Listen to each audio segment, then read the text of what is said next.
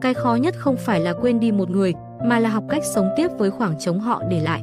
Quên thì ai rồi cũng quên được thôi, chỉ là sớm hay muộn, chỉ là có đủ can đảm để quên hay không.